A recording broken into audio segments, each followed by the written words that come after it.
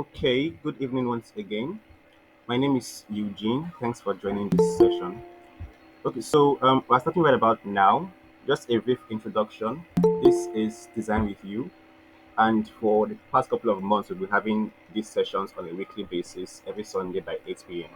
So the goal is to have designers just meet and interact about or around a particular topic. We invite seniors and seasoned designers to come and just share and you get to ask questions afterwards. So tonight we are going to um, welcome Praise Philemon and a brief about Praise. Okay, before I see what I have here, during COVID when I started design, I attended one of his sessions. I think it was about branding as well. And I must say I was really mind blown because it was practically like my first webinar in design. And having him talk about what he talked about, the way he talked about it was mind blowing. So quickly now, Praise is a design polymath. He has a lot of experience under his belt. He has dabbled into brand design, product design, experience design, sales, marketing and communication as well. So his passion, his passion and knowledge, experience has enabled him raise funding, lots of millions in funding revenue, and has practically touched thousands of customers globally. Basically, I'm sure that not just myself now, we are all inspired by his work ethic and drive and the way he approaches his design opinions and shares as well. So when he is basically not actively working, I'm sure he's enriching the community. Like I said before, he was a part of the speakers for a session I attended during COVID. So tonight, or currently, Praise is the lead brand and communications at Block rather, and he'll be talking about personal branding and positioning for the year ahead because I'm sure a lot of us need to brand ourselves for this new year. So for the next couple of minutes now, we'll just have Praise talk to us briefly. So Praise, the floor is yours. Thanks a lot. Hey guys, hi, good evening. Before I start, um, I was a bit shocked. Anyway, I was wondering where did where did Eugene see that introduction? And at the point where he mentioned millions in funding, he just clicked. Yeah, my LinkedIn. I need to change that stuff. Anyways, before I start, do we have questions? Yeah, do we have questions? Like, obviously, the title of today's chat is supposed to be personal branding and positioning for the year ahead. But I'd like to know if you guys came in here having questions or thoughts or some things you are probably confused about regarding branding and marketing yourself that you'd like my next 15 to 30 minutes to answer. So if you probably dropped those questions, then it would give me like specific pointers to hit while I talk. And then after that, we can now ask questions regarding whether or not you understood or not. So if we have questions, please just drop them on the chat section while I try to um, while I wait. Then once we are done, then I would just dive into what we had to talk about today. Hi to the familiar faces. I think there are a bunch of people who I think I've seen before. It's nice to see you guys again. Again, if you have questions that you'd love answered in today's conversation, please drop them and then we'll move forward from there. While you're asking a question, while you're dropping, writing those questions, if any, I would like to do a sample experiment with anyone here. Um, if you were to describe me in three adjectives, right? What would those adjectives be? If you were to describe praise, Philemon, God, future, and whatever names he has given unto himself, if you were to describe me in three adjectives, what would those adjectives be? You can unmute to answer this question. You don't need to drop it on this chat section. Three adjectives, praise Philemon. What would those adjectives be? First, if this is your first time talking to me, obviously you have an impression already. If this is not your first time, you've seen my tweets, you've seen my posts, you've seen my face, and whatever I've done, you've heard me speak and whatnot. If you were to describe me in three adjectives, what would those adjectives be? Yeah. So who wants to go for it? Anybody?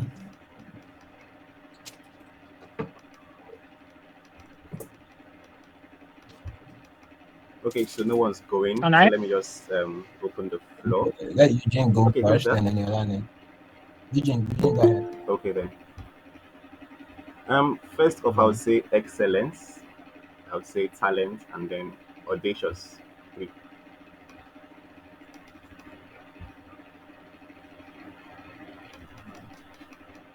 All right, thank you. Who's next? good evening, Praise, and everyone in the house. So for me, I only know Praise as far as social media goes. So because a lot of people point to you, and because a lot of the people that I look up to talk about you a lot, I would say champion. I would say um, master, champion, master, and I would say marketer. So those are the three words I'll use in describing you. Marketer. Okay. Bold design lord vocal, Nigerian crystal. Uh, okay. Who else wants to give a go at it again? Any other person?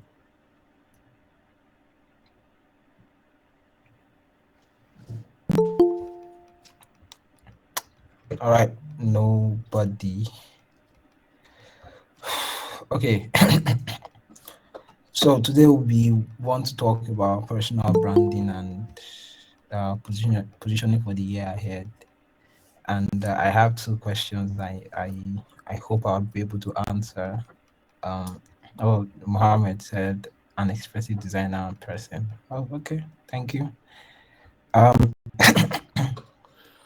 so when people think about personal branding, generally, they tend to one of the major mistakes they tend to make is they tend to think of it in the same light as corporate branding, and usually that leads to like a rabbit hole of unnecessary activities that ends up making them feel like they're not making progress.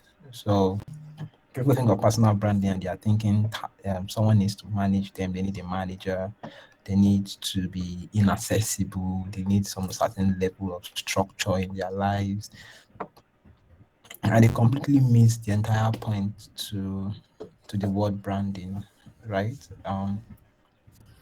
And when people think about personal brands, also they start thinking of big brands, people like Cristiano Ronaldo, Messi. Think of people like Bill Gates, Elon Musk, and the likes, and they start comparing themselves in parallel with brands like that. So today I'm not here to actually explain to you what personal brands should look or not look like, but I'm here to kind of like tell you a story of how I think I have done personal branding over the last 3 to 4 years, and then let you pick what you think works for you. A very, very good friend of mine, his name is Christo. Call him a friend of mine. I'm not yet his friend, but he's my friend. He once said something. He was about to start his speech, and he said that there is a high likelihood that not everything he would say, that there's a high likelihood that not everyone would agree with what he's about to say. But when they listen to him, they should approach it in this manner.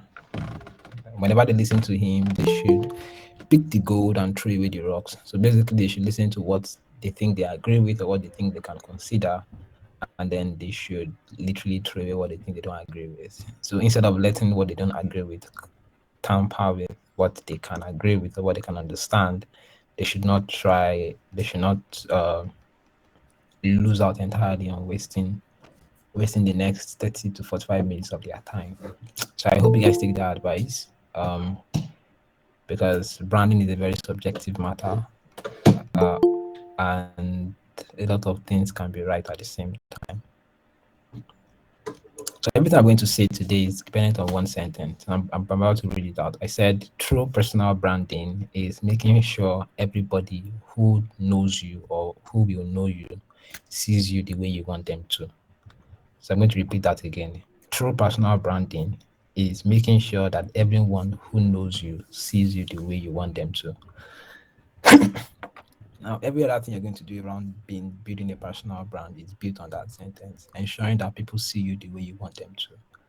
And the way you want people to see you can differ, right? The way you want your family to see you can be different from the way you want people at your workplace to see you, can be different from the way you want your freelance clients to see you, can be different from the way you want your fellow designers to think about you, and can be completely different from the way you want your your friends to see you.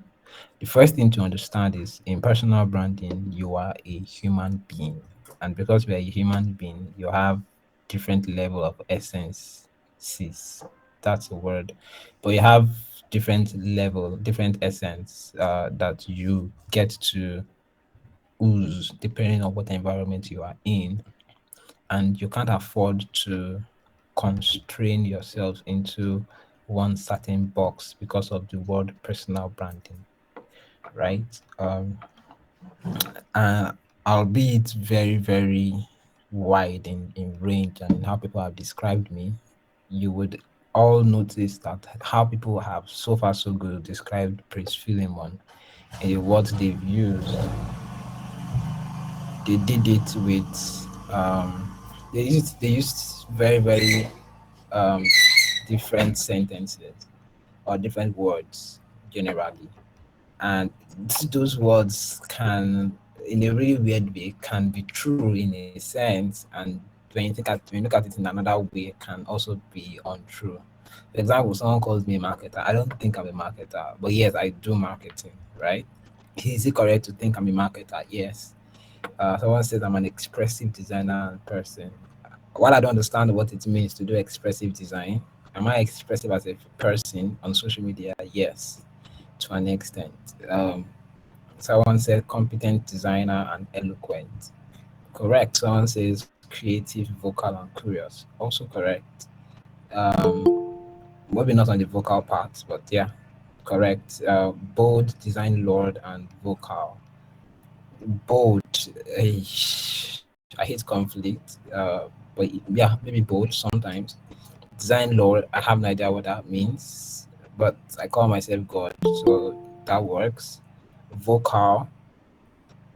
Yes, Nigerian crypto. I assume this is in reference to the amount of community work I have been involved in the past couple of years. So yeah, maybe that's true. Um, and a bunch of people use other words to like kind of like describe in quotes my brand. And when you look at them objectively, you tend to see that there's an element of truth in all of them, right? And this is why I said personal branding is actually ensuring people see you the way you want them to. For example, if someone comes up here now and writes, someone comes in here and describes me as an extrovert, then okay, yeah, there's a problem there because I'm not one, right? So I get to start asking, why do you think I'm an extrovert? What did you see that makes you think I'm an extrovert and the likes of things? And let's see whether it is miscommunication on my part or misidentification on their own part. But the point is, the moment you think of personal branding as helping people see you the way you want them to, um, it changes how you start to plan for it. Now, most times when people think about personal branding, they try, they focus a lot on what they want to be, right, or who they are.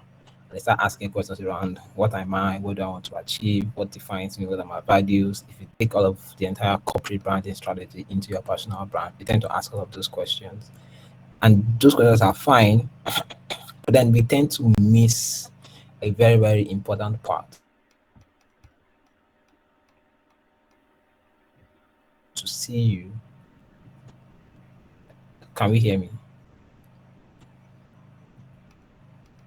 Is it just Yes. like, Yes, yes, we can. all right, thank you. So if the core of personal branding is making people see you the way you want them to see you, then obviously the challenge are made of.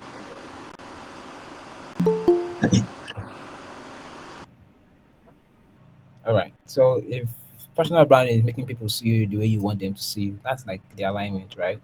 Then there are two sides to it. There is the way you see yourself, and there's the way people see you. One you can control, the other you can't. You can simply influence but not control it. Let's talk about the questions that allow you to define how you see yourself. Let's use basic questions. I tend to use very simple questions like this. One, why do I do what I do? Right? Not really why do I exist as a human being, because that's a really tough question. Um, well, why do I do what I do? Let's slim it down to more career-based questions. Why do I do what I do? Why do I like doing this stuff? Why am I in this position? Why am I in this job? Why do I have this skill? Right. Two is second question would now be, what do I use it for? What can I use it for? Right. What do I do in the sense?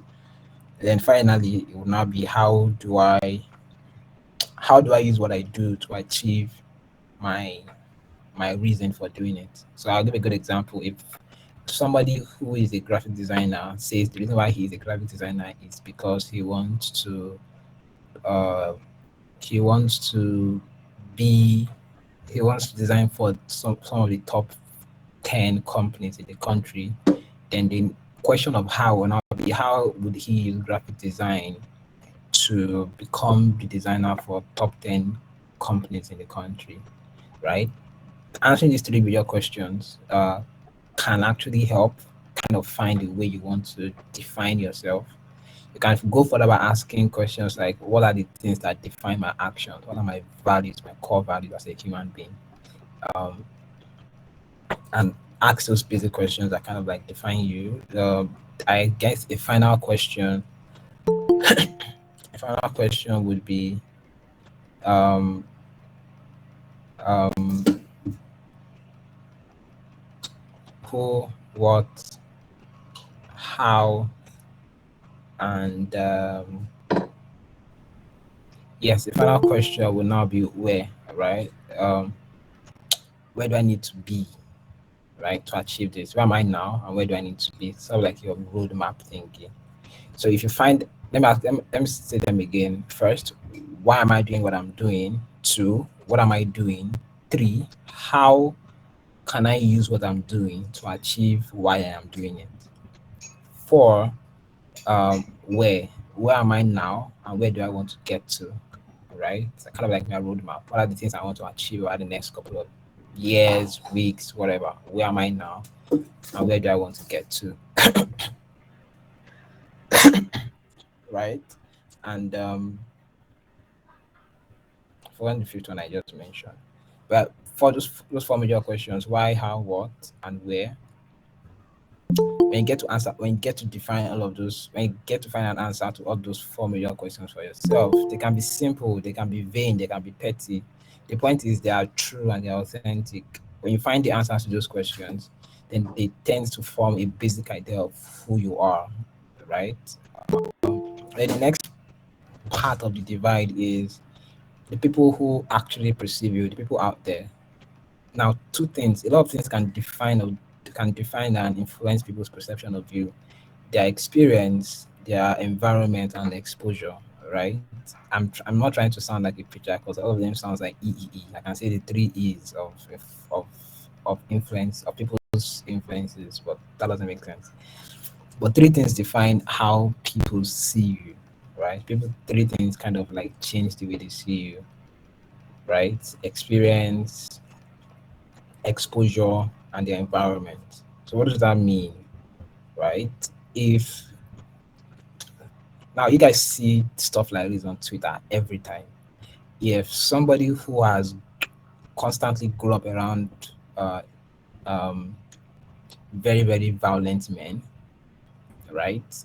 Um, when she becomes older, when she becomes an adult, there's a possibility that she will start to think that all men are generally violent. Even if you go around dishonest men, her default thinking is that men are actually just dishonest. And until a man tries to change her mind by mistake or by God's calling, she will always have that perception. And that goes round to a bunch of opinions that people share around on Twitter, right? About prostitution, about premarital sex, about unwanted pregnancies, about abortion, about even something as tiny as gender roles and sexuality.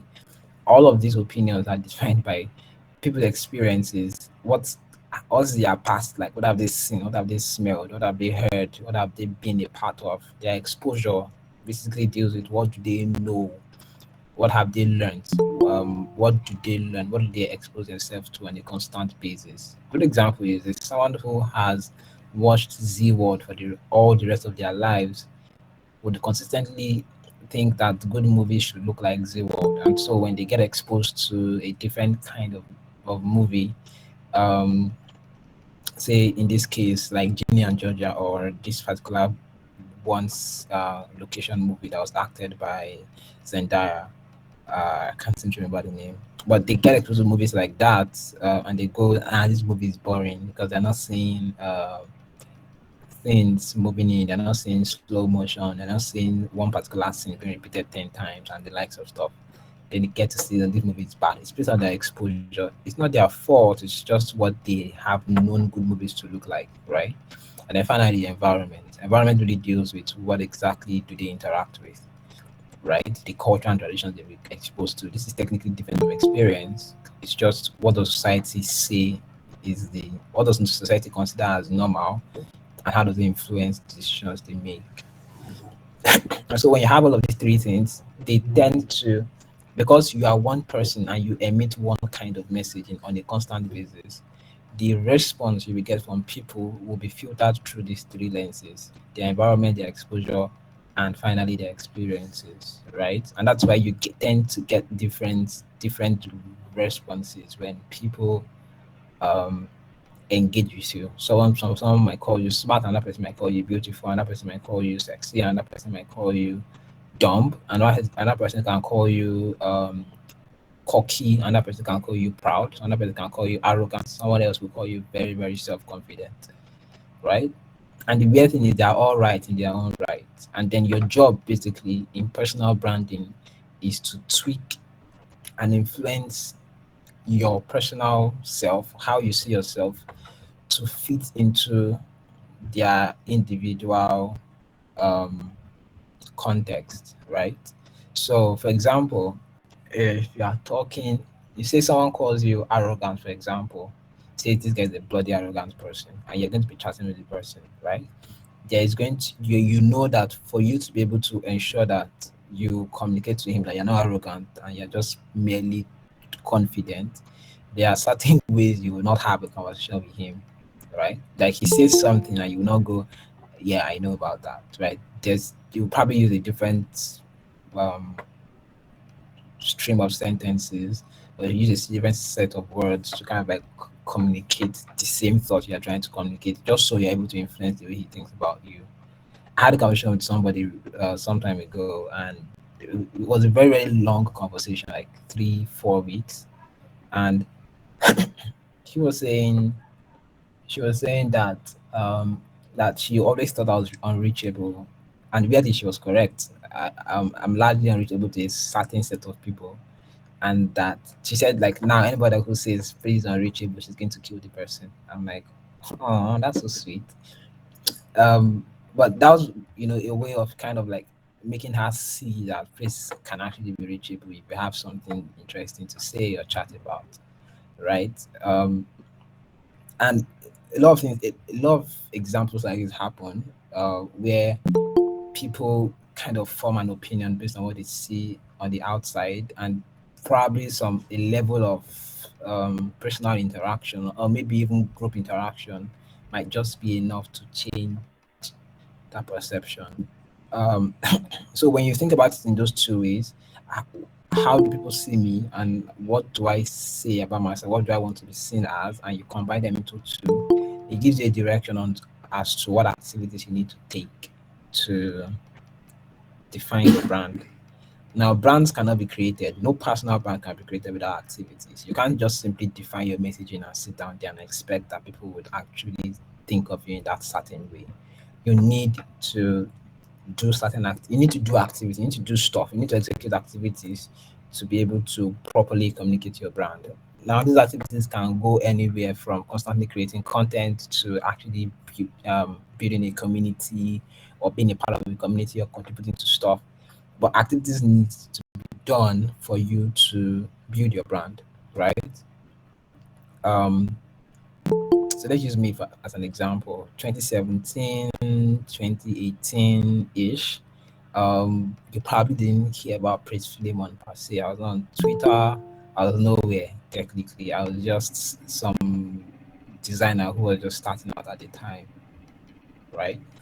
2018 when I started my company and I wasn't still active on Twitter until sometime in August when I was part of an event to break the Guinness World Record for the longest playing DJ. So like help with marketing and awareness, I came back on Twitter and I was tweeting consistently. Then after the event, 19 days, after the entire 19 days, I just couldn't stop. I just started enjoying Twitter and I started building my followership. I still remember when I got my first 500 followers, then my first 1,000. Um, it was a pretty interesting journey. I was just tweeting and tweeting and tweeting and tweeting and tweeting. I was tweeting everything and anything then. I was tweeting quotes. I was just tweeting technically, right? It wasn't direct then. Nobody knew who Praise was at the time. Um, but at the same time, I was in certain WhatsApp groups, and what I did in those groups was that I was going to comment. I was commenting on people's designs and saying, "Hey, this is not aligned properly. Hey, I didn't like this color. Hey, I think your logo should be different and better in some way." That was 2018. Into 2019, it became Neptune. The name started growing ground, and then we started seeing Praise partner at Neptune, and I was having to expose myself into new communities just to be able to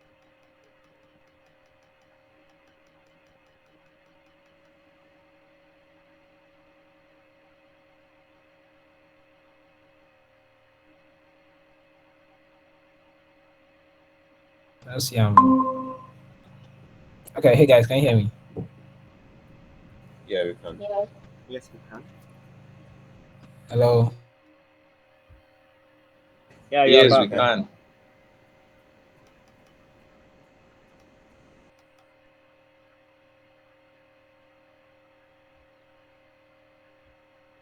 No, you don't know. Hello guys, can you hear me? Yes, loud and Yes, we clear. can hear you. Yeah.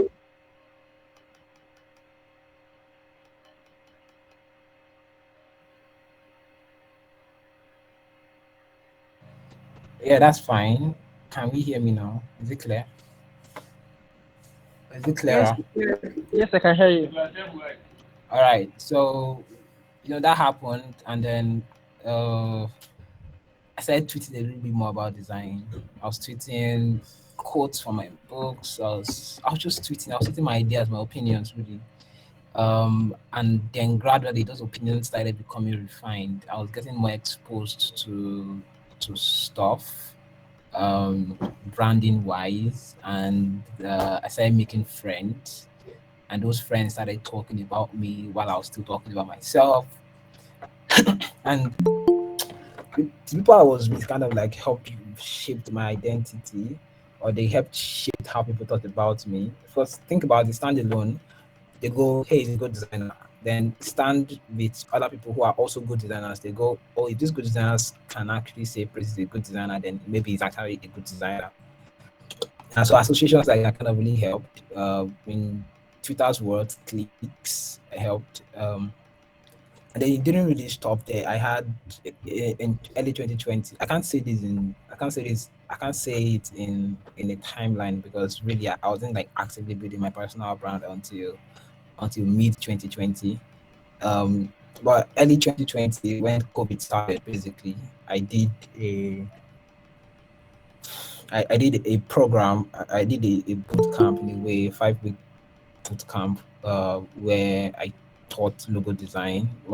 I consider that one of my biggest mistakes, but weirdly, it was like blessing in disguise.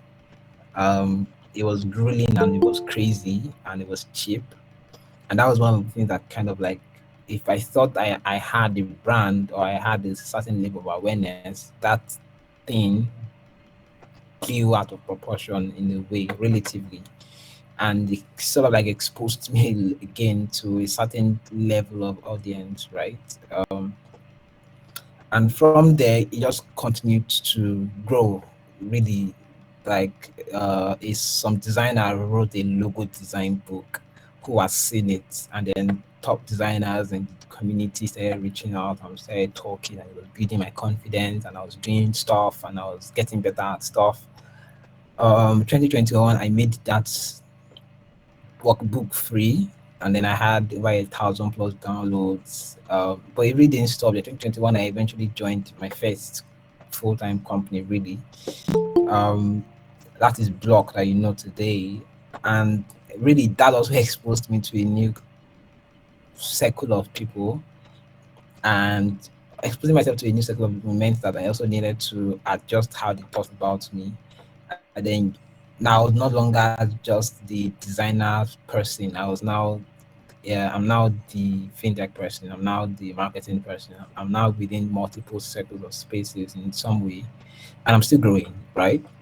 But um, activities like the calls I have, the sessions I have, like this, the meetings I do, the roundtables I do, the existence of the tribe as a closed set of community, as a closed community, my contributions to the Ashako Terry group, albeit little, um, my work with overlay, and I can continue listening as much as I can.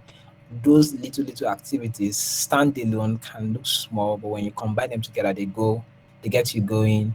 Yeah, person has done a lot of stuff, right?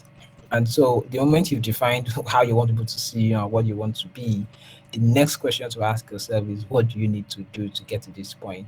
One of my most recent largest thing I have done is the boot camp that I did in December 3rd and 4th. It was an all expense paid boot camp, accommodation and feeding free. All you had to do is just to come to Akure and go back. And I had about 76 people say they wanted to come, but eventually just 35 people eventually came. And it was massively great, right? People met, people had fun. Um, it was fun generally, and as little as that was, even though it was insanely expensive to do, um, changed things, changed how people thought about praise in quote, both within the designer space generally and within the senior space. It gets people going, ah, shit, Praise did that stuff. Oh no, Praise did that stuff. That's crazy. Blah blah blah blah blah. Right. And I'll tell you this story about that class, that boot camp. There's this friend of mine, not really a friend. He used to be my boss, right? But now we talk often. At the time in 2021 ish, oh no, it was in 2020. We sort of like had a fight and we split. And I'm like, bros, I'm not working for you again. And he goes like, I used him and blah blah blah. I'm like, whatever you say, bro. Um, so we eventually got back together, and whenever he hits me, I don't reply him on time, which is not intentional, by the way. But I don't reply him on time, and whenever I do, we sort of like get to talk. Um, and we work on a couple of projects recently. And whenever he gets on a call, since I left him and we just started talking random, whenever we get on a call, he goes, "Praise, you're not a big boy now." And all the time I go, yeah, so the plan is to get bigger. I don't go, sorry, I'm not a big boy. Like, I consistently like affirm or assert the fact that whatever he thinks I am that. Um, and weirdly, it changes the way he talks to me, and it changes the way we have conversations. So sometime in 2021, I think in March, he said I should call him, and then we had a conversation. And on the call, he was talking about that he has this product he's looking to build, and he has, was it 2021? Yeah, it was 2021. He has this product he's looking to build, and he needs a product designer, and he wants me to find a product designer. I was like, well, I could find one, or you could just simply like talk to me about that project because I do product design. And if like, okay, you do, yeah. I was like, really? I'm like, yes, I do. It was like, okay, I sent my portfolio, sent in my portfolio, and now this conversation was a space of about let's see, was a space of about 8 9 months, um, and the what he was paying me when I was working with him and what he offered to pay me now was times four, right? So it was, let's say he was paying me X, he was offering 4X, and I go, that's pretty good. So I on the call when he says, okay, this I'm going to pay you that, my reply was, yeah, I can work with that for now. And he was like, okay, send me your portfolio, blah blah blah. We got talking, and yeah, I've been with them for almost a year now. I think 4 more months or 3 more months now to be a year anyway, working on that same project. Um, and whenever we have subsequent conversations, it always starts with, "I pray you don't have my time, and I know you big boy." And usually I'll reply, "Yes, yes, we hope to be bigger in some way." Um, and something as little as that kind of changes the way he thinks or how he perceives me, right? And it changes the way he will talk about me to someone else. And how did I know? It was introducing me to somebody at the time, to help them with their logo design and to help them with their brand and product. And he was selling me in a way, and he was just talking about what Praise can do, what Praise has done, how widely skilled Praise is. And I was all listening. The only thing he didn't mention was how much I charged, because in a really weird way he likes undercharging me weirdly. So when the guy had all of that conversation, and it came to the part of how much I was going to charge him, and I like list the figure, and he goes, "Okay, yeah, we'll get back to you regarding that." And so obviously he went to tell the guy that he Praise charged me this amount, and the guy was like, "Oh, really?" And the next time he will come again, what did this start with? Praise, you're not a big boy. You work like trust. And you earn like far more than me, and you work in the top in the big four consulting companies. Stop calling me a big boy.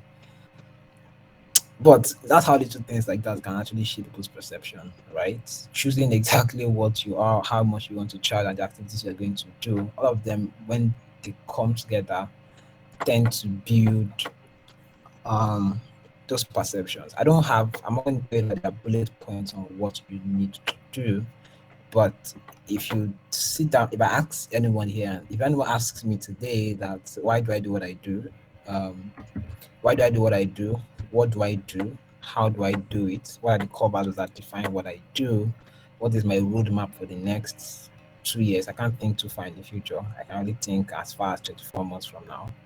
So what do I think in the next 2 years? I would answer those questions directly. If someone goes and says, "Who am I working for? Who am I selling to? What do I want them to think about me? What do I care about? What are the things I want them to say about me in closed rooms?" I have the answers to that. If someone now asks me what are the activities I have done in a bid to communicate all of this to people and get them talking about me, I can tell you activities I've done before. I can tell you the ones I'm planning now. I can tell you the ones I will plan in the future, like 2 years from now, max. I can tell you all of those things, right? When you think about personal branding, think about yourself. Don't think about it as a corporate thing. Don't think about it as hiring social media strategists. Because I found out, I've tried. See, good. I have tried hiring people to manage me. It just doesn't work out. As so far, I have tried. I hired a motion person, a content person. It didn't last 2 months. I just told them, "Emma, please just be going. I'm too spontaneous to be stuck to a plan, right?" And that's just for me. Don't think of it as a business. Think of it as a personal person. For some people, it might just be about having just one event and consistently using it to meet people. Your personal brand is like any other brand, like branding in any other way. The things that influence and define your personal brand is a very long list of long list of touch points, your network, the people you know, the people who know you, the things you've done, how well you've done them, the level of skill that you have, the work that you've done, the work that you've people, your clients, your kind of clients you've worked with, the amount of achievements you've achieved, and a bunch of other things, right? Your personal person, your fashion style, your fashion sense, your choice of words. One of the things that people use to define me is my use of the M dash. Everybody knows if I tweet one out of two tweets, so that's not too small. 9 out of 10 tweets is probably going to have the M dash. Basically, how I tweet, how often I tweet, when I tweet, what I tweet about, what I'm interested in, what is my favorite club, how I write. There are a lot of touch points. What defines your the eventual personal brand in quotes, and those are the things you need to focus on, right? Don't go thinking of that as a big brand and you want to spend all your time trying to do LinkedIn. Every person is unique. Sit down and ask yourself what is your strength, and dial down on that by communicating your essence through that strength. You would literally find me on LinkedIn, you probably find me on Instagram 30% of the time. But if you want to hear Praise talk and chat with him or whatnot, Twitter is the way, right? Because Twitter is what I can easily do. I can do it as easy as I can do Instagram or Twitter or Snapchat or even WhatsApp. So that is how best I can describe personal branding, in the sense of ensuring people know you the way you want them to. Now, there's the part of positioning yourself for the year ahead, and I have a very, very good example for that. But before I talk about that example, I'm going to jump to the questions that people asked. The first question is, how can a UI UX designer position his or herself for a foreign job? Okay, that's part of my positioning example. I'll get back to that.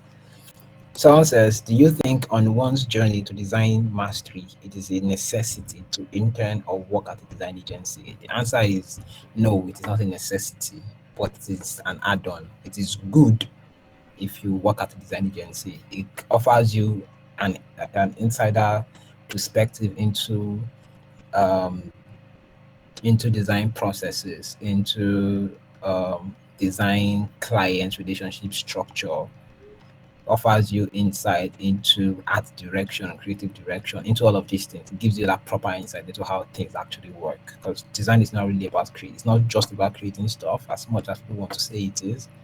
It is so much more than that, and it allows you that easy insight into doing that for multiple companies. Um, but it's not a necessity. There are people who have grown to design mastery without working in any design agency. They have been freelancers and in-house designers, and they've grown massively well to becoming great dope ass designers. So yeah, I wouldn't say it's a necessity. Someone, same person also asks, how do you balance making money and learning? You don't balance it.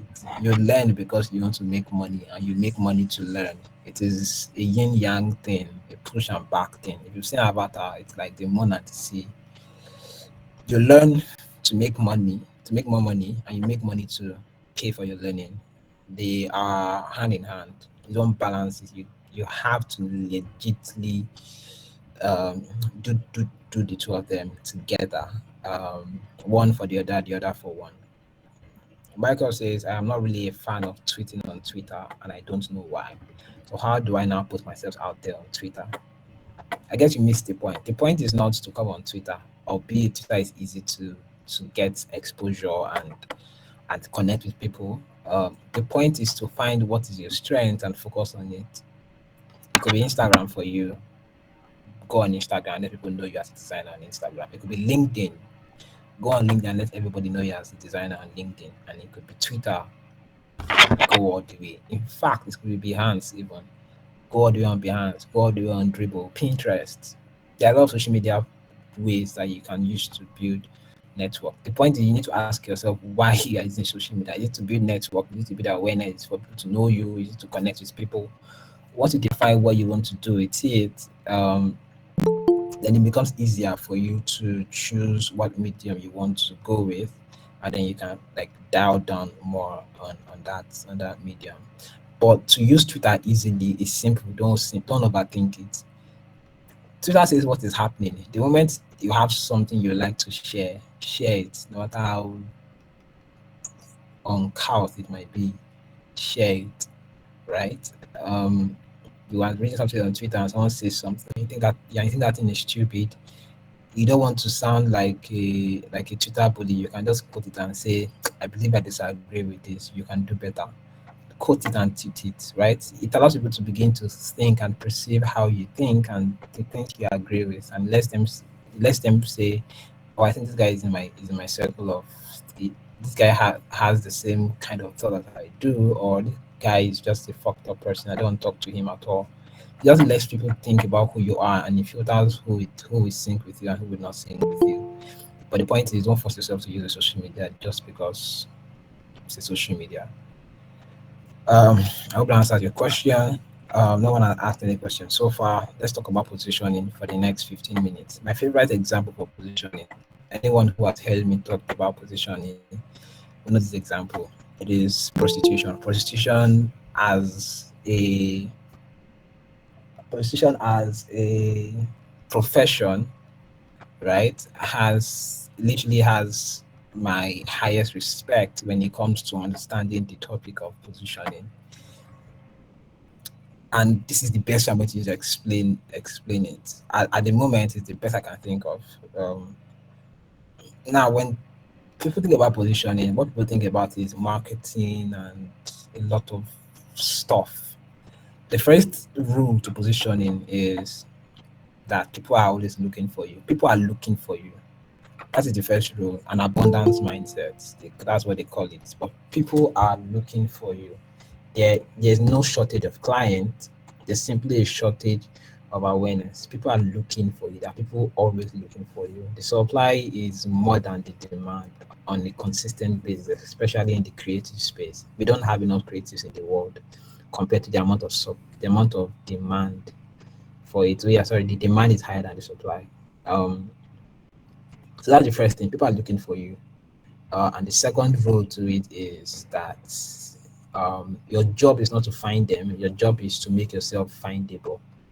So your job is not to go around looking for clients. Your job is to ensure clients can find you.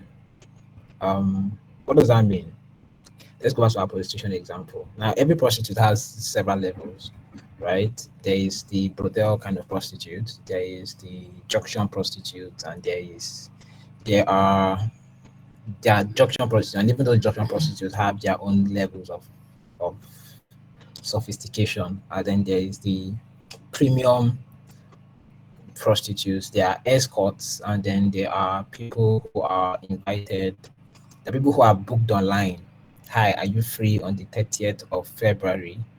I would like you to XYZ with me, blah blah blah. Now all of these different people, right? What how are they done technically? Let me give you an example. Now if someone goes if let's use a random person, let's call this person Dumbledore. If Dumbledore goes to I know Dumbledore is not a Nigerian name, so obviously I won't be mistakenly dragging anybody here. So if Dumbledore goes to a hotel to patronize a prostitute, technically he can go there with a very very low budget. Why is that? Is it because the prostitutes, the person, let's call let's the word prostitute is kind of let's call them service providers. Okay, so is it because the service provider in the hotel is different in from the service provider on the junction? Not necessarily. He's going to go there with a low budget because of where he's going to, right? He's finding them in a hotel. A hotel means like in one night, 20 people can, the service provider can service 20 people at the same time. Now that's one. Now Dumbledore meets another day. Dumbledore is driving into his hotel, and then just there at the junction of the hotel, he sees another service provider. Now let's assume he went to the hotel with 1,000 naira. If he sees somebody on the junction, he would not be expecting to pay 1,000. Instead, he'll be thinking 3, 5, or 4K because he's taking the person to his hotel, and also he's going to have some level of exclusivity that he would not be afforded in a hotel. And then there's another time again, Dumbledore. Again, yes, Dumbledore is a very, very frivolous person, a promiscuous human being. Dumbledore goes to his hotel, and then The hotel says, sir, if you want access to service providers, we offer referral packages. And Dumbledore says, okay, yeah, no problem. Please refer someone up to my room. Now, Dumbledore expects that will be higher than him actually basically seeing somebody on the junction, right? And they are the people you can only meet by referrals. Basically, Dumbledore's friend brought somebody, and Dumbledore asked that service provider to please refer him to another provider, basically. Now, for each of these service persons, right? So each of these service providers, for them to earn a certain amount of money or to get exposed to a certain kind of clients like Dumbledore, the person who wants to earn 4-5 a night would not be found in a brothel. Technically, who wants to earn 4-5 per client will not be found in a brothel, but will be found in the junction. Someone who wants to earn 10K would not be found in the junction, but would have gone to several hotels to drop her contact number saying, hi, please, if people like this come, please give them my phone number. And if people who want to earn the top box, the 1 million, 2 million naira box, simply we go and start interacting. They would touch up and interact with people who can provide them the exposure to those kind of clients, right? Um, and this is the fun part of things. The way service providers who are referred at the top echelon part, the 1 million naira providers, the way they look and dress and talk are completely different from the person you see in the brothel, right? If you bring it back into the creative space, right, I have defined three things that can help with your positioning. Where you find yourself, right? Where you find yourself, um, your network, and your skill, right?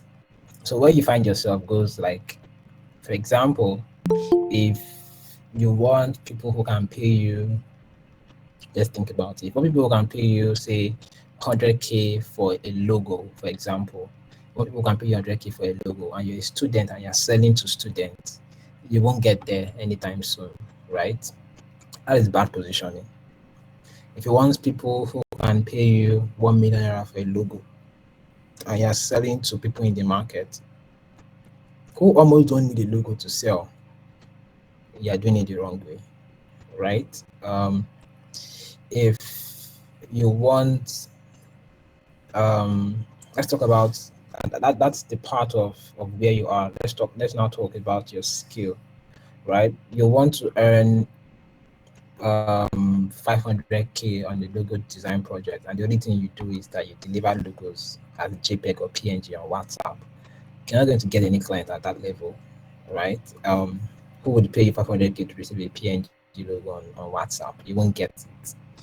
Um, if you talk about your network, you want to earn 700K on the logo, 500K, or let's even bring it down, 200K on your logo. But everybody you know cannot afford to borrow you 50K at any point in time. You are not going to get anywhere either, right? So your network, your skill, and your network, your skill, and your what's the last one I mentioned?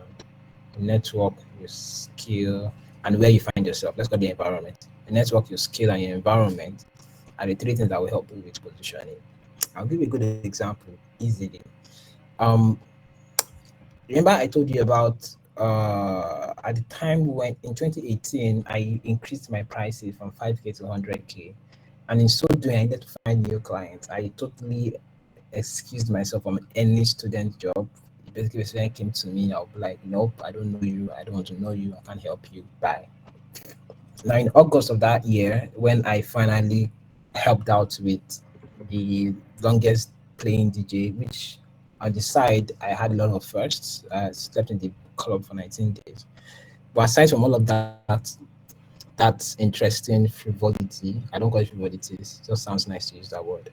Aside from that interesting experience of really living in a blue and red environment, um, what happened was that I got exposed to new people, right? Top guys, because it was a really standout event in our career at the time. Top guys, people who were in the energy industry, people who were in the hospitality industry, were all around there. And from that event alone, I got three clients, and all of them paid my 100K and above. right? And from there, it just went on. I met the 100K person, 100K referred me somebody who was going to pay me 500K, 500K referred me somebody who would pay me 400K, 400K referred me someone who would pay me 1 million, and so on and so forth, and so on and so on and so on and so on and so on, up until where I am today, right? The moment you enter, if you want to improve whatever you want to improve your prices, you want to improve your skill, you want to improve your environment, you simply need to change the circle of influence that you currently are in. If you want to improve your network, you simply need to find somebody in the network you want to enter, or somebody who knows somebody in the network you want to penetrate. I know somebody who has been building his network consistently for the past 2 years. If you met him 3 years ago, he knew nothing. Now he's flying almost every week or every 2 weeks or every month, and he's a videographer. Like he pivoted from logos to videography. So technically, three things that will help you with positioning: changing your skill or upskilling yourself, changing your environment, your circle of clients or whatnot, and improving your network. If you can do these three things easily, then actually you'll be better positioned for stuff. Any question?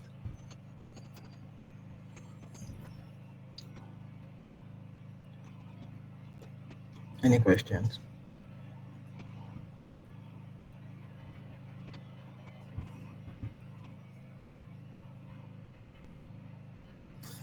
So I'm going to chill a little Hello bit. again. If there, Um, yeah, go ahead, Eugene. I'm going to chill a little hello. bit. If you have questions, you can unmute, ask, or just comment in the chat section. Eugene, yeah, go ahead.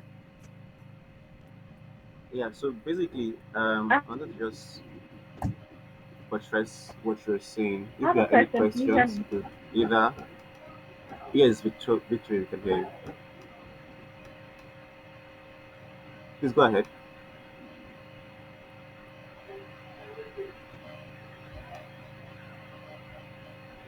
Hello, Victory.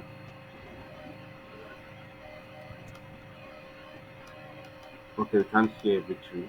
So if you have any question for the next couple of minutes, you could just either type it or unmute your mic real quick.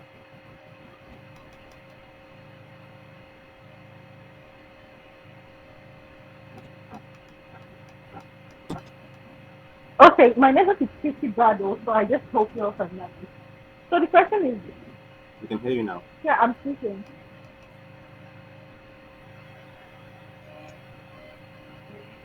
So there's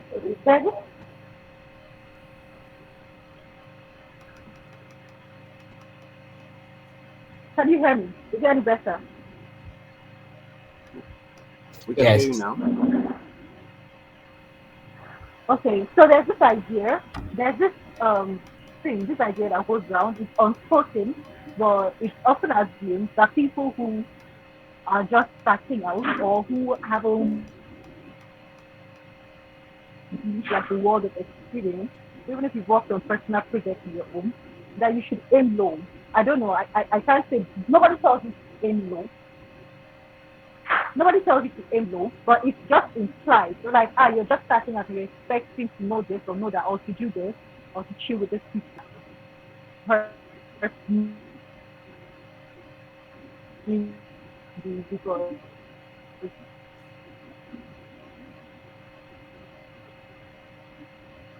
it just sort of limits you to a certain circle.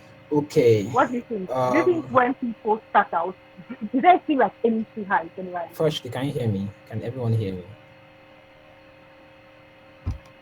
Yes, we can hear you. Victory, Yes, we can you can. hear me? Victory, can you hear me? I can Okay. All hear you. right. So one thing that I feel like every Yes, please. I creative, just have to network. yeah, every one thing I feel like every creative should know, recognize, and understand is what I call gap or journey.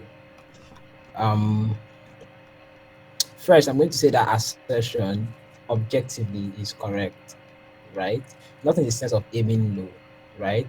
But in the sense of um, as a newbie, think of it like this: a kid today cannot be someone who is 5 year old or 7 years old. cannot have conversations with 40-year-olds, right? Because the level of experiences and the level of exposure they've had over the past 40 years is not something a 7-year-old can comprehend. Um, so this is what I think about that assertion. If someone is just starting out, it is good to have friends who are more experienced than you. It allows you to have an idea of where you can get to. You can have conversations with them sometimes, right? And it is allowed to say you want to be like them in quotes, but it is dishonest to yourself, not even to anybody. It is dishonest and unfair to yourself that you are just starting out now and you're expecting to have the same regard and reaction that someone who has been in the game for 10, 15 years receives. Like you can't get it. It's just technically dishonesty in its purest form, right? For example, someone who has spent the last 15 years working with MTN and building that core infrastructure, or someone who think about this, right? You meet a designer today who tells you that he was the person in charge of First Bank's First Money's branding campaign, and he was also in charge of the marketing campaign for GT Bank's GT Create. And he worked with Guinness on their Super Sports ads, and he also helped MTN with their, this is just an example. He helped MTN with their Saka ad. He has done all of those four things, and he has done that in the past 7 years. And you that is just starting out, and he says currently he charges between 10 million naira to 15 million naira for consulting projects. And you that is just starting out in consulting say that, oh yeah, if you're paying him 10 million naira, I should be earning 10 million naira. No one will pay you 10 million naira, right? Because you don't have proof of concept.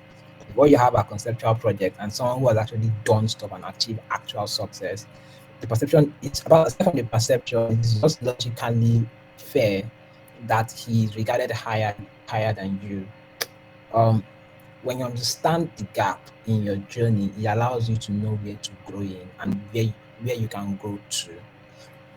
So if you're just starting out in something, for example, it is good to ask yourself to what extent, right? What can I achieve in this current position, right? And optimize that possibility to its highest level, right? For example, if all you can do right now is just design logos and do a simple style guide, ask yourself to what extent can I explore this knowledge at this point? That knowledge in many climbing might not be worth more than 200k at its maximum. For you to go beyond 200k, you may need to do something extra, right? And these guys who are up there already know these extra things. They know that people who charge $1 million for logos know there's a certain level of structured process that go into how they discuss with their clients that you do not currently know. There's a gap in knowledge, there's a gap in experience, there's a gap in exposure, there's a gap in network. And if you don't recognize this gap, you will constantly put yourself under unnecessary pressure, right, to grow. You don't need pressure to grow. You need motivation. And so and the only way you can get motivation is by recognizing the gap. Motivation is simply saying there's a place I want to get to, and there's a journey to get there, and I'm going to actually walk this journey, right? But you cannot directly. It is literally going to be dishonest, and it's going to be unfair for me to say because you are small, you can aim as high as people who are up there, right? It's almost like impossible in the society we have to, almost impossible. You can probably be the outlier and get it done, but it's almost impossible. You almost can't get it, right? A 60-month designer cannot achieve the same amount of results that someone who has been in the game for 10 years consistently would achieve. It's almost not possible.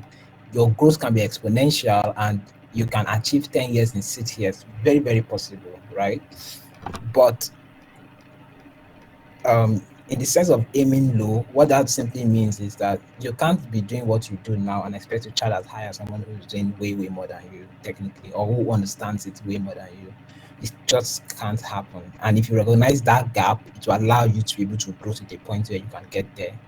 Do you get? But every senior, in quotes, every senior that you see today, which is really weird, but any senior that you see today, anybody that you see in a higher position who is an art director, a senior, whatever, a lead, a head of whatever, a C-level executive, did not get there in one day. They have been building over a long period of time, and they have built knowledge, they built exposure, they understand certain things that you probably do not know at the moment that actually help them get there. And you can't aim to be like them. You can't aim to say you are them if you don't have that same level of exposure. That's certain conversations you cannot be privy to. Because if they start talking, you will not understand anything and you just be looking and feeling stupid and ignorant, right? And at the same time, there are conversations where you can actually learn and ask questions.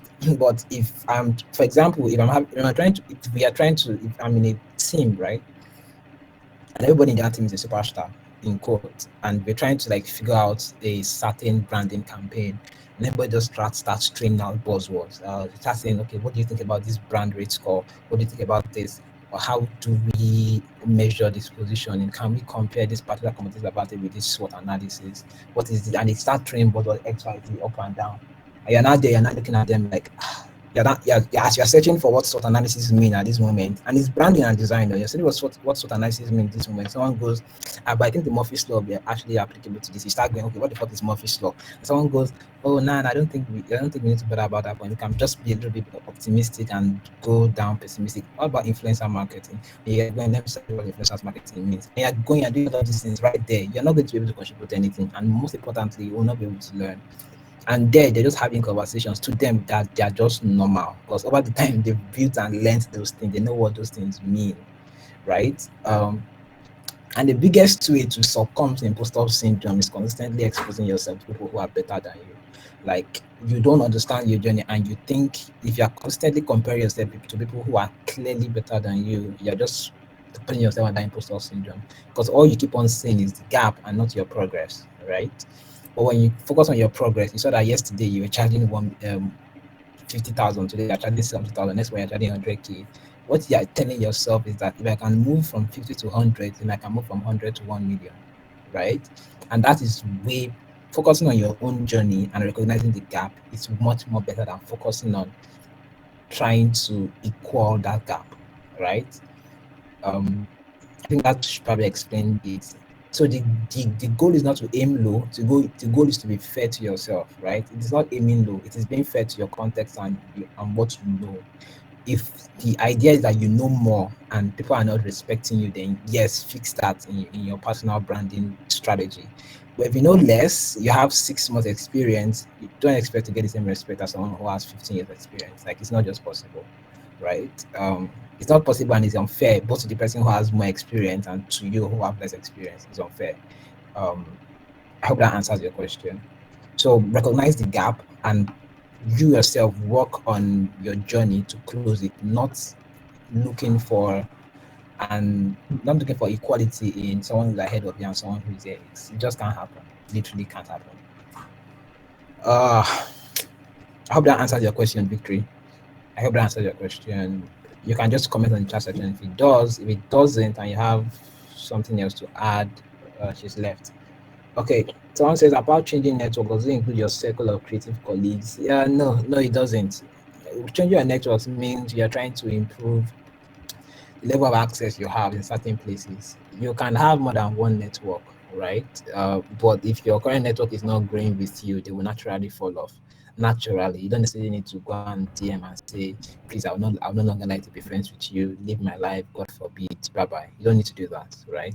Naturally, they will fall off if they're not growing with you. But if they are, they're also trying to build their own network. And the more network your own core circle builds, the more exposure you can get. If someone is building network in fintech, another person is building it in oil, another person is building it in edutech, then you know that your cumulative level of your cumulative network size is more than the usual, right? And it basically contributes to you. So I'm not saying right now you should go and start cutting away. You should start using scissors on your very, very great creative circle. I don't do that, right? Instead, inspire them to also build and change their own network. The more the network, the better it is for everybody. How do we gain this exposure? To gain the exposure is by understanding what good stuff looks like. If you know what good design looks like, if you know what great designs look like, what impactful design look like. The best way to do this exposure is two ways: find people who have done it and learn from them. Not not that you should make them your mentor, just learn from them, ask them questions, and read more about it, right? And try to replicate those things in smaller lives. For example, when I was trying to learn brand strategy, one of the first places I applied brand strategy is to myself, and it worked. It worked crazily well, right? And it's still working. So the best way to find exposure is to find someone who has that kind of exposure that you're looking for, and ask them questions, directed questions. Don't go and ask them how can I be better. Legitimately ask them um, direct questions. What can I do? XYZ, blah blah blah. Someone says, what strategy can you prescribe for getting into the high value cycle? Well, number one, it's not a drug that I prescribe, and there really is no strategy to it.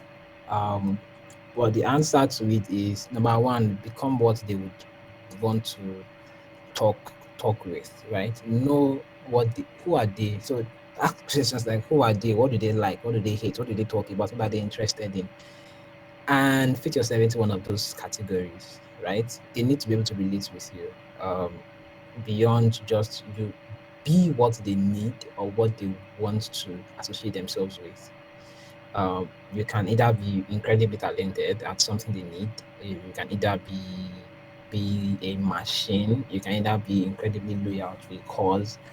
Whatever you need to be, right? Just be that thing, and then um, the second way will now be introducing yourself to them.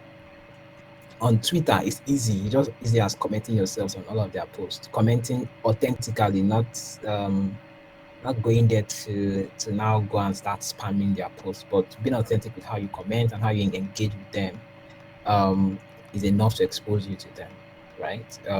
Other ways is to simply find, for example, let's say someone says you are 5 people away from anybody in the world. So just find somebody who knows somebody who knows somebody who knows somebody who knows that particular person and connect to them. Then meet their next friend, then meet their next friend, then finally enter that circle. It can take 1 month, it can take 2 years. But the point is that it has to be any of those two ways, right? Either you become or you do something they will be interested in. In this case, a good example is Chess in Slums, Tunde Nakoya or something, right? He did Chess in Slums on his own, and now he's exposed to a bunch of really high net worth individual circles. Do something that you think they'll be interested in and they likes. Do it first and be a proof of success before you go and meet them. And then the second part would now really just be about finding someone who knows someone who knows someone who knows them, and then work your way up that chain.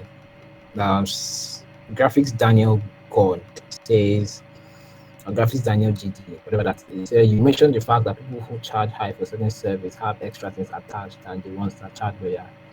If we are aware of these things to add, how do we sell this to the client while they're asking for one thing only? Interestingly, it is not just about the things you do.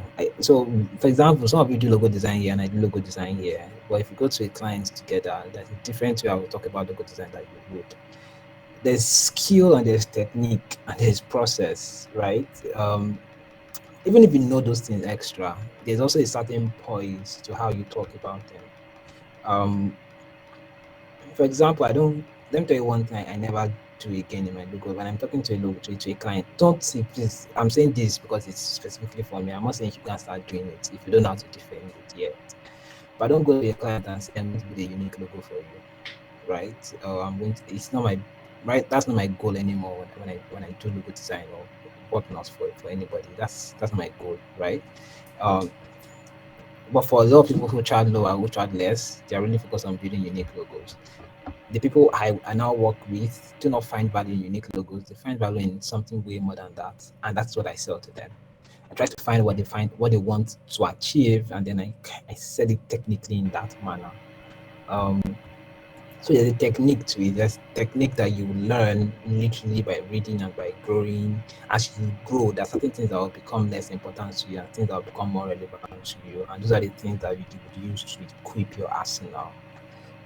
And most times than none, you can't like you really can't just the same way you can't feed a kid, you can't feed a 3 months old baby a bar. That's the same way you can't burden yourself with that technique at a young stage, right? Because you would almost not have this is the way knowledge works. For you to be able to understand certain knowledges, you need to be able to have some level of experience or some smaller knowledges. So knowledge is compounding, right? They're not independent. They're not independent of each other. Some knowledge needs you to know something before you can understand them. And so if you try to compound everything into one person's head, you are just, again, like I said to Victoria, unfair to yourself. Um, Glory says, what book on self branding do you advise us to read? I'm going to give you one book, Good to Great by Jim Collins. Every other group, every other book you can learn them on your own. But I'm going to give you one book, Good to Great by Jim Collins. Jim Collins said something. She said, for you to find your core idea for existing, you need to be able to answer three questions. What am I passionate about? Will it make me money? And what can I be the best in the world at? Three things. Okay, let me start this way. What can I be the best in the world at? That is if I start to listen, what can I be the best in the world at? Second one, am I passionate about it? And the third one is, will it make me money? If you can answer these three questions, then you found your core activity or your core personality or your core idea for for your personal brand. So Good to Great by Jim Collins is the answer to your question. Any other person? Good to Great by Jim Collins. Good to Great by Jim Collins. Any other questions? Yes, Good to Great. Any other question? Any other question? I think that's all we can actually um, take for the night. Okay, if there are Alrighty. any other questions, I would basically advise you to follow Praise, reach out to him if you can. I'll drop his handles now, Twitter or LinkedIn. So, Praise, we really, really appreciate your time. This has been a rather inspiring and enlightening session. So, thanks a lot. Um, Guys, we need to let Praise go now. So, basically, just follow him on Twitter or on LinkedIn. We have these sessions every Sunday by 8 p.m. So basically get to invite different senior designers to basically talk to us. Next week we're having Orezi Mena to talk about freelancing. So if you have freelancing in mind, basically just come around. So I'll drop the link to Design with You's handle as well, so you could follow for updates. During the week, we'll try to make available snapshots of the notes or the things that Grace talked about. So that's a refresher or reminder. So here is our LinkedIn and here is our Twitter. That's basically it for the night, guys. Thanks a lot for stopping by. We'll see you again next week. Good night, guys.